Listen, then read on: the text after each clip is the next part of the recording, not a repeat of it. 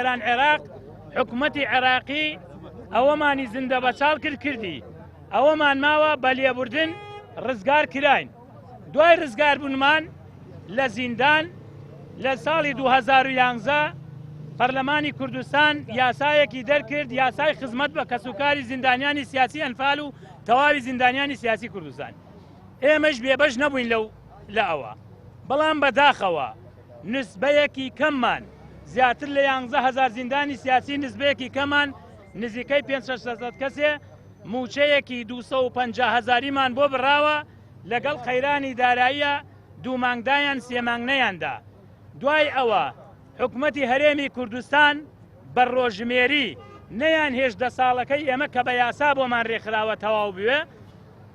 ساڵێک و 6 مانگمانمە موچەکانی ئێمەیان ڕاگرت بە پێی یاسا لاریمان نییە لەو یاسا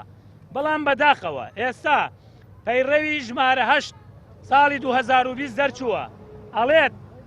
هەر زیندانێکی سیاسی ئەگەر مدەی گرتنەکەی لە 6 مانگ کەمتر بێ ئەوە ئەم موچە و منحەی زیندانی سیاسیە شمولی ناکە لە کاتێکدا با بۆ کەناڵەکانی ڕاگەیاندن ڕوون بێ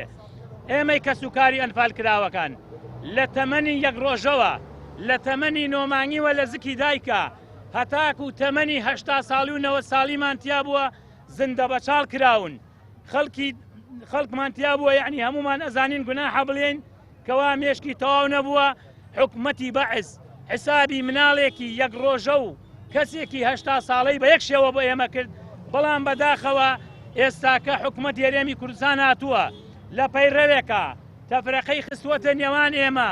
ئەڵێ ئەوەی 6 مانگ کەمتر زیندانی کرابێ ئێمە موچەی بەردەوامی منحەی زیندانی سیاسی بۆ نادەین